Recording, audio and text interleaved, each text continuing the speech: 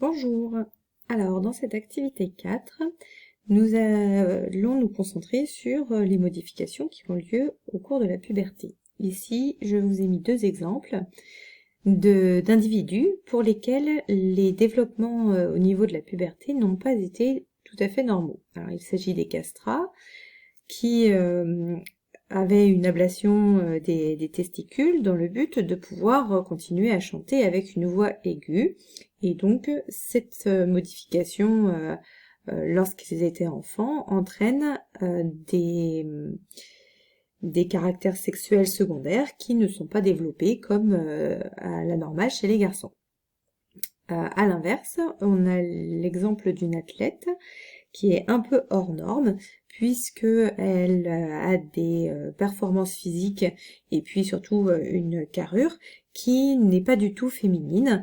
Et donc les caractères sexuels secondaires de cette jeune femme ne se sont pas développés correctement, alors que ses organes internes et externes à la naissance appartenaient typiquement à un phénotype féminin. Donc notre objectif est d'expliquer qu'est-ce qui explique l'apparition des caractères sexuels secondaires et la mise en fonctionnement des organes sexuels lors de la puberté. Alors, pour ce faire, vous aviez plusieurs questions, vous étiez guidé et vous deviez étudier un certain nombre de documents.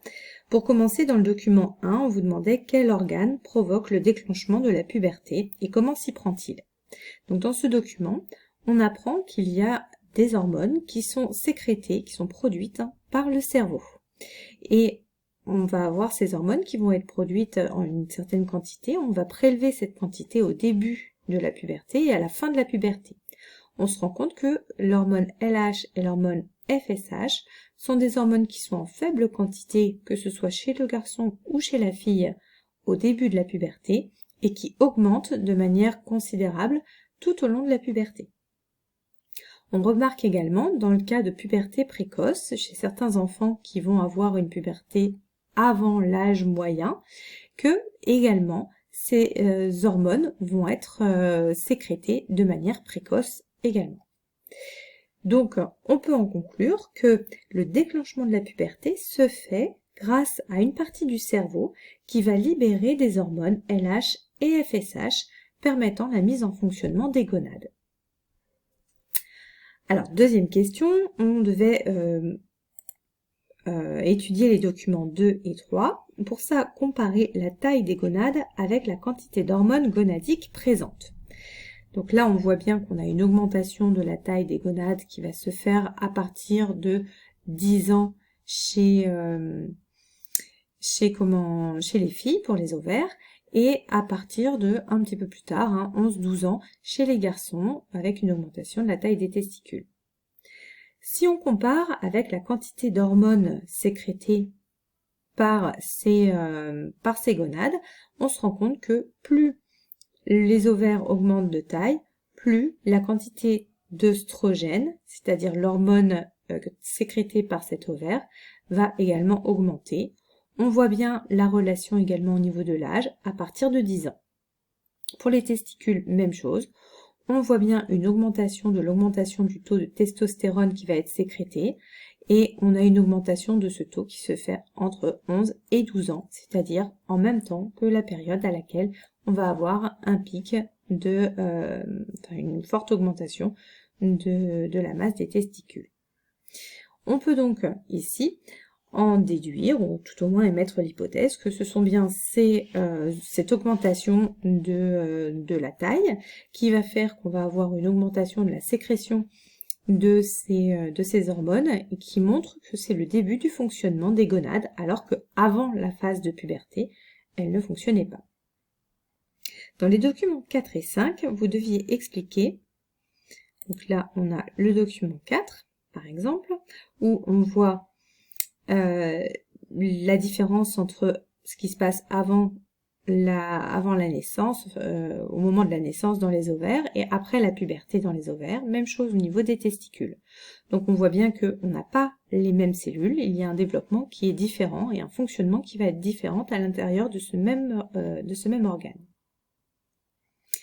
Donc là, pour la première phase d'étude de ce document, vous devez le comparer avec le document 5. Et donc, on va simplement prendre en considération les testicules où on demande à expliquer comment elles se mettent à fonctionner au moment de la puberté. Donc, on va prendre la partie droite de ce schéma du premier document et puis on va prendre ce document 5 qui est ici. Donc ici, on se rend compte qu'il y a plusieurs sortes de cellules, les cellules de Leydig, des spermatozoïdes, et on a également des cellules de Sertoli que j'ai pas recopiées ici, mais qui correspondent à ces cellules que l'on observe ici avec les gros noyaux roses. Ici, on a une expérience qui est menée et qui nous montre que si on empêche les cellules de Leydig de fonctionner correctement, eh bien, il ne va pas y avoir de testostérone, ou la quantité de testostérone, en tous les cas, va énormément diminuer chez l'individu. On en conclut donc que les cellules de Leydig sont les cellules qui permettent la fabrication de la testostérone. Ensuite, on regarde ce qui se passe lorsqu'il n'y a pas de testostérone. Et on va regarder notamment les récepteurs à testostérone. Si on entraîne une inactivation des récepteurs qui sont au niveau des cellules de Sertoli, donc au niveau de ces cellules-là, eh bien on se rend compte qu'il n'y a pas de fabrication de spermatozoïdes. Donc, si on reprend un petit peu l'histoire de la communication que nous avons déjà vue entre les cellules, nous avons des cellules émettrices d'une hormone, qui sont les cellules de Leydig, qui sécrètent de la testostérone, et nous avons des cellules cibles qui possèdent des récepteurs à cette hormone et qui vont agir lorsque l'hormone arrive sur ces récepteurs. Les cellules cibles sont donc les cellules de Sertoli qui, lorsqu'elles reçoivent la testostérone fabriquée par les cellules de Leydig, vont se mettre à fabriquer des spermatozoïdes. Donc tout ça est un facteur de déclenchement en chaîne. On va avoir d'abord les gonades qui vont augmenter de taille parce que elles vont pouvoir sécréter de la testostérone grâce aux cellules de Leydig, et ces cellules de Leydig vont alors permettre de transférer un message aux cellules de Sertoli qui vont permettre la fabrication des spermatozoïdes. On reprend le même document que précédemment, sauf que cette fois on va s'intéresser à la partie féminine, donc au niveau des ovaires. Il s'agit de la question 4, où là on doit étudier les documents 4, 6 et 7 pour expliquer le fonctionnement du cycle ovarien. Donc on a bien vu qu'on avait au départ des follicules, c'est-à-dire des pré-ovules au repos, on en a plein. Et puis on a ensuite, après la puberté, des follicules qui vont grossir avec des ovules qui vont entrer à maturité en fur et à mesure. Ici, on observe des coupes de ces ovaires avec tout un tas de petits follicules et on se rend compte que tous les ovules ne vont pas mûrir en même temps. Il n'y a qu'un seul ovule ici qui va pouvoir se développer à chaque cycle. Ici, on est sur un follicule qui est très gros, il est à maturité avec l'ovule à l'intérieur qui est prêt à être expulsé. La phase d'expulsion de l'ovule, c'est ce qu'on appelle l'ovulation. Donc il va y avoir une déchirure ici de l'ovaire et l'ovule va pouvoir être éjecté à l'extérieur au niveau des trompes de l'utérus.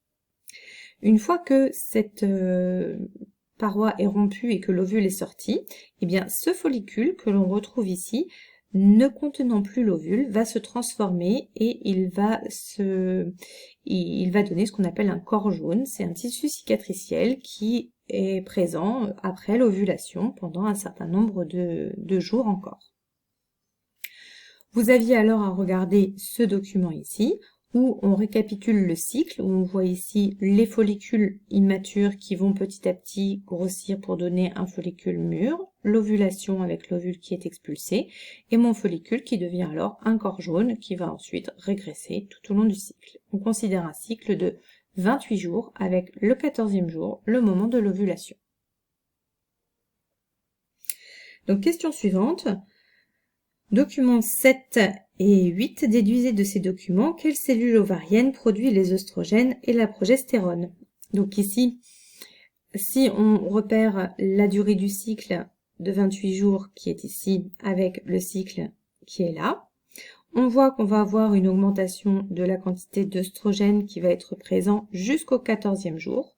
On peut donc dire que c'est le follicule qui, avec l'ovule, au fur et à mesure qu'il mûrit, va avoir une augmentation de la sécrétion d'œstrogène jusqu'à un point maximum le 14e jour qui va déclencher l'ovulation.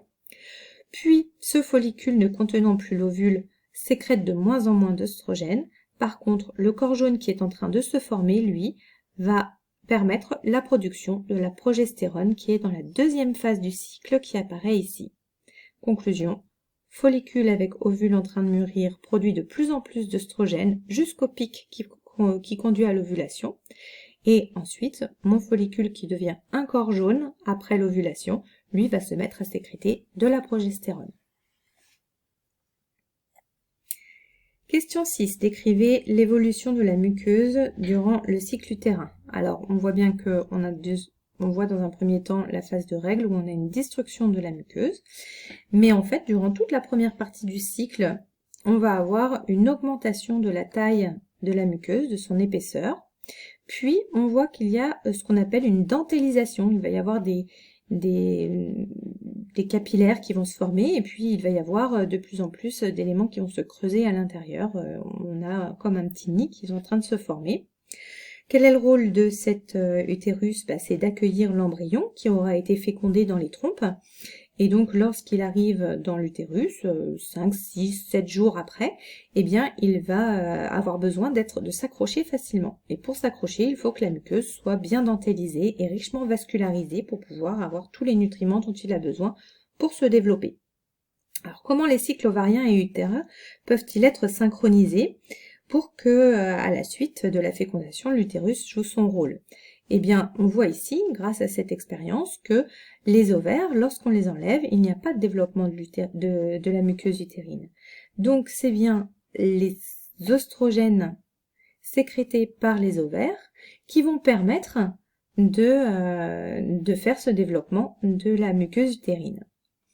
Alors, pour préciser ce développement, on pourrait regarder ce document où je combine les phases de l'ovulation et les phases du cycle utérin avec la quantité d'hormones qui est sécrétée.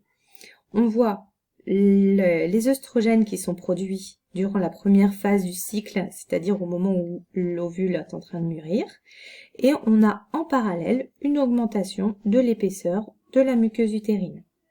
Lorsque l'ovulation a eu lieu, c'est-à-dire au 14e jour, ici, eh bien on observe le corps jaune qui se forme avec la libération de progestérone par ce corps jaune, et c'est cette progestérone qui va permettre la dentellisation que l'on observe durant la deuxième phase.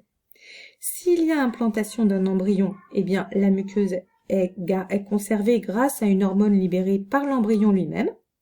Si par contre il n'y a pas d'implantation, la muqueuse va être détruite et ce sera la phase de règle pour recommencer sur le cycle suivant avec exactement les mêmes hormones. Alors, dernière question, finalement, quelle est l'origine de l'apparition des caractères sexuels secondaires lors de la puberté? Eh bien, ce sont la libération des hormones qui ont lieu au niveau des ovaires, œstrogène et progestérone, surtout l'œstrogène pour le déclenchement des caractères sexuels féminins, chaque organe, au niveau de la poitrine, au niveau de la gorge, au niveau des muscles, au niveau du bassin, vont avoir des cellules avec des récepteurs, on appelle ça des organes cibles, de ces hormones, et ils vont donc se transformer en se féminisant. Pour les garçons, eh bien, ce sont des organes qui ont des récepteurs à la testostérone, et donc ils vont se déclencher lorsqu'ils vont recevoir la testostérone en se masculinisant. Vous avez à compléter le schéma pour vérifier si vous avez bien compris les liens, les relations entre chaque organe et hormones, comment est-ce qu'ils interagissent entre eux, et vous devez me le renvoyer à l'adresse mail que je vous ai indiquée. Vous recopiez ensuite le bilan 4 sur votre cours, prenez-le en photo avec votre schéma et envoyez-moi ça par mail que je vérifie que le travail a bien été fait. À bientôt.